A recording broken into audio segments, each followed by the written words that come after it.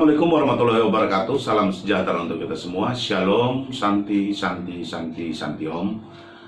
Namo Buddhaya, salam kebajikan, Rahayu. Kembali lagi nih, Indie TV Official akan merilis beberapa pelajaran, secara khusus seri pelajaran tentang Pancasila. Kenapa kami mengangkat Pancasila sebagai bahan ajar yang akan kami ajarkan melalui video-video kami? Karena sebagaimana kita ketahui bahwa akhir-akhir ini nih banyak orang yang meragukan tentang eksistensi Pancasila sebagai ideologi bangsa. Bahkan banyak di antara pengkritik Pancasila yang mengatakan bahwa Pancasila sebenarnya itu sekarang sudah usang, sudah tidak relevan lagi sebagai ideologi dari bangsa kita yang tercinta, yaitu Negara Kesatuan Republik Indonesia.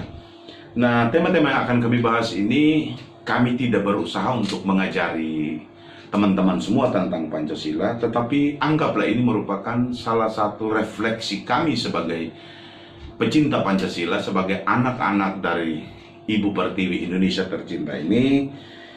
Kami mencoba untuk berbagi tentang apa yang kami pahami berhubungan dengan Pancasila, baik sebagai way of life, bahkan juga sebagai dasar negara, dasar filosofi bernegara dari bangsa kita. Beberapa seri ini dapat kami sampaikan. Yang pertama, kami akan membahas tentang Pancasila, eksistensi dan relevansi kekiniannya.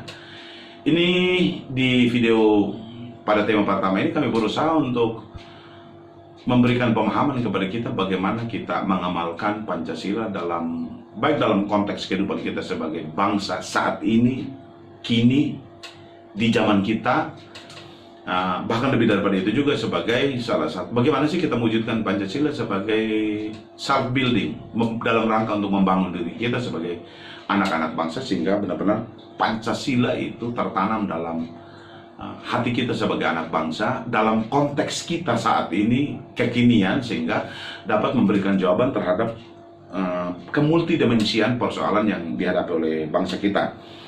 Seri yang kedua yang akan kami angkat adalah Pancasila dalam pemahaman awam. Di sini kami tidak akan membahasnya secara teoretik, tapi kami akan lebih membahasnya dengan cara-cara yang sederhana, mudah dimengerti dalam konteks kekinian dalam hidup kita sehari-hari. Bagaimana sih kita mewujudkan nilai-nilai Pancasila dalam hidup kita sehari-hari? Lebih daripada itu, bagaimana kita bisa mencerminkan seluruh sikap, tingkah laku, perbuatan, tutur kata, cara hidup, cara kita bersikap yang Pancasilais. Jadi kami lebih membahasnya dalam pemahaman yang awam, dalam pemahaman yang sederhana, sehingga bisa memberikan harapan kami sebenarnya supaya memberikan pengertian dan pemahaman kepada kita tentang Pancasila itu sebagai dasar negara kita. Yang ketiga, kami akan membahas Pancasila dalam konteks berpolitik. Sebagaimana kita ketahui bahwa politik itu kebanyakan dipahami sebagai will to power, alat untuk mencapai kekuasaan.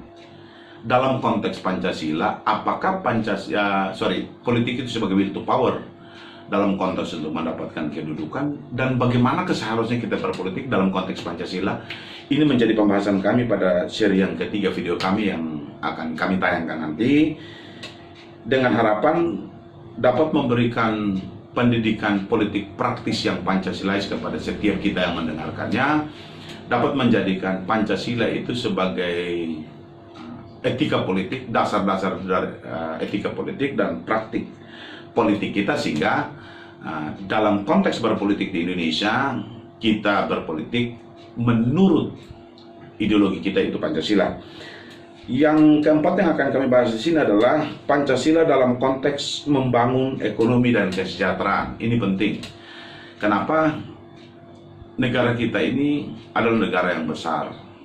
Bukan sekedar besar, tetapi juga negara yang sangat kaya dengan melimpah sumber daya alamnya.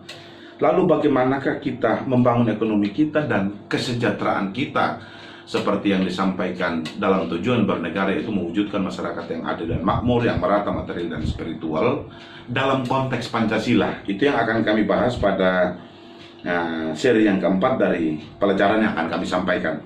Yang kelima yang kami sampaikan nanti, Pancasila dalam mengelola perbedaan dalam konteks kesatuan. Nah, akhir-akhir ini nih, ini menjadi penting. Kenapa?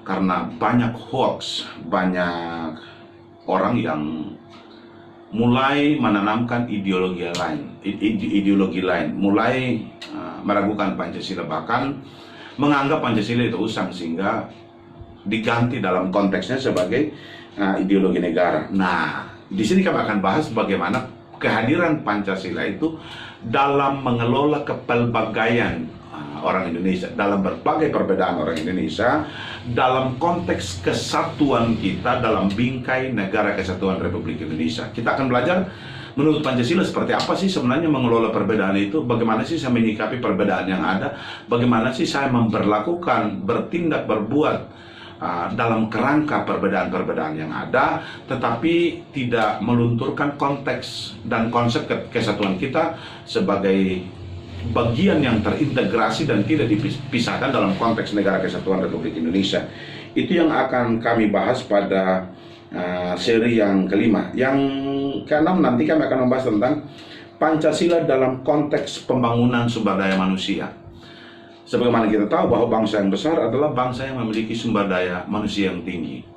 Bangsa yang besar adalah bangsa yang tahu amanahnya, tahu amanatnya, tahu bagaimana dia berbuat untuk membangun bangsanya, tahu bagaimana membangun dirinya, tahu bagaimana meningkatkan pemahamannya, pengetahuannya, tahu bagaimana mewujudkan pengetahuan dan pemahamannya dalam tindakan dan berbuat sesuatu untuk dirinya, juga dalam rangka untuk meningkatkan keahliannya, skillnya, kompetensinya. Dalam konteks Pancasila itu, pembangunan sumber daya manusia Indonesia seperti apa? Itu yang akan kami bahas pada seri yang ke-6. Berikutnya seri yang ke-7 kami akan bahas tentang Pancasila dalam konteks berkeyakinan dan beragama. Nah, ini penting. Kenapa penting? Ketika negara ini didirikan, Indonesia ini tidak didirikan sebagai negara agama. Tetapi yang luar biasa dari negara kita adalah didirikan sebagai negara yang bertuhan. Bahkan dalam pembukaan Undang-Undang Dasar 1945 jelas sekali dia menekankan di situ, atas berkat rahmat Allah yang Maha Kuasa atau atas berkat rahmat Allah yang Maha Kuasa dan dengan didorong oleh keinginan luhur. Artinya di sini bahwa kemerdekaan itu bukan cuma sekedar perjuangan khas manusia. Indonesia mengakui bahwa kemerdekaan, kebebasan dari penjajah adalah berkat rahmat dari Tuhan yang Maha Kuasa, Tuhan yang Maha Esa, Allah Subhanahu wa Ta'ala, merupakan berkat yang diberikan oleh Tuhan dalam kehidupan bangsa kita, sehingga bangsa kita terlepas dari penjajahan. Yang berikutnya yang akan kami bahas di sini juga, yang ke-8 kami akan bahas Pancasila dalam konteks penegakan hukum yang berkeadilan. Ini penting juga kita bahas. Kenapa? Karena terkadang kita berbicara keadilan itu, hukum terkadang tajam ke bawah, tumpul ke atas. Dalam konteks penegakan hukum yang berkeadilan ini, terkadang itu menjadi sebuah idealisme semata, karena banyak orang yang tidak bisa mendapatkan keadilan. Dalam konteks penegakan hukum yang berkeadilan ini diperlukan Pancasila sebagai dasar hukum dalam penegakan hukum yang berkeadilan. Bagaimana kita mewujudkan equality before the law, di mana manusia itu memiliki kesamaan dan kedudukan di bawah hukum, di mana kita menjadikan hukum itu sebagai panglimanya. Bagaimana menegakkan hukum di Indonesia, bagaimana kita melakukan penindakan hukum di Indonesia yang Pancasilais. Itu perlu sekali menjadi pembahasan kita, sehingga nanti kita dapat memahami apa sih peran Pancasila dalam konteks penegakan hukum di Indonesia. Yang ke-9 yang akan kami bahas di sini adalah Pancasila dalam perwujudan keadilan sosial. Keadilan sosial ini kita berbicara ketika segala sesuatu pada porsinya. Penegakan hukum pada porsinya, kesejahteraan masyarakat pada porsinya, berpolitik pada porsinya, dan segala sesuatunya pada porsinya. Pancasila dalam mewujudkan keadilan sosial seperti apa? Itu yang akan kami bahas di sini nanti, sehingga memberikan pemahaman kepada kita semua di dalam mempelajari tentang Pancasila. tentang bagaimana mewujudkan keadilan sosial. Keadilan bukan cuma hanya milik mereka yang punya uang atau milik mereka yang punya kuasa, tetapi keadilan bagi semua, justice for all. Keadilan itu dirasakan oleh masyarakat yang paling kecil, juga bagi mereka yang disebut penguasa tertinggi. Dari masyarakat yang paling miskin sampai kepada mereka yang paling kaya. Dari orang biasa dan orang luar biasa dapat merasakan. Jadi tidak ada perbedaan dalam mewujudkan keadilan sosial. Itu yang akan kami bahas. Dan yang terakhir yang akan kami bahas di dalam video kami adalah Pancasila dalam konteks peran global Indonesia. Saya selalu meyakini bahwa Pancasila itu one of the best ideology. Itu dalam pemikiran saya. Kenapa? Karena Pancasila itu merupakan sesuatu yang komplit, yang sempurna. Kenapa saya sebut komplit dan sempurna? Karena Pancasila itu membahas kepelbagaian manusia dari berbagai dimensi. Baik itu dalam spiritual dimension, bahkan juga di dalam human dimension atau dimensi kemanusiaan. Bahkan juga dalam dimensi alam dibahas oleh Pancasila. Saya kasih contoh. Pancasila diawali dengan pengakuan ketuhanan yang Maha Esa. Pengakuan tentang adanya Tuhan. Lalu diikuti dengan persamaan hak, persamaan derajat, persamaan kewajiban yang kita sebut kemanusiaan yang adil dan beradab. Lalu diikuti oleh persaudaraan dalam kesatuan yang kita sebut Negara Kesatuan Republik Indonesia sebagai bagian dari putra-putri Ibunda Pertiwi kita yang kita sebut Negara Kesatuan Republik Indonesia. Yang keempat tentang pemecahan masalah. Jadi bukan aku atau kamunya atau merekanya, tetapi kitanya. Itu permusyawaratan. Permusyawaratan yang bagaimana? Yang dipimpin, ingat kalimat berikutnya, oleh hikmat dan kebijaksanaan. Bukan dipimpin oleh aku yang egois, tapi dipimpin oleh kebijakan, oleh hikmat. Kerakyatan dipimpin oleh hikmat, kebijaksanaan dalam permusyawaratan. Permusyawaratan itu bagaimana kita mencapai mufakat berdasarkan persetujuan bersama, permusyawaratan perwakilan. Dan yang berikutnya kita berbicara tentang keadilan. Bagaimana kita memperlakukan. Ada satu kalimat yang saya suka, mewujudkan masyarakat yang adil dan makmur, yang merata material dan spiritual. Ada satu kalimat lagi yang luar biasa. Gemaripa loh jinawi toto tentrem kertora harjo.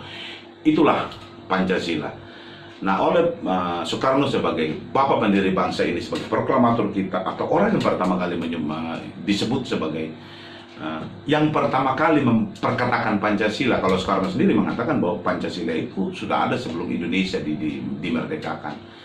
Pancasila itu merupakan kandungan yang telah ada di Ibu Pertiwi yang digali dan ditemukan oleh Yang Mulia Presiden kita yang pertama, Bapak Insinyur Soekarno.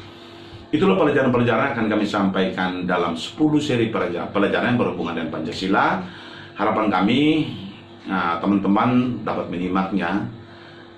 Jika berkenan, bisa dipelajari untuk kita dapat memahami Pancasila bukan sekedar sebagai dasar negara kita, bukan sekedar sebagai landasan filosofis kita, tetapi saya lebih menyebutkan jiwa dan spirit kita sebagai bangsa Indonesia yang membuat kita berbeda dengan bangsa manapun di dunia.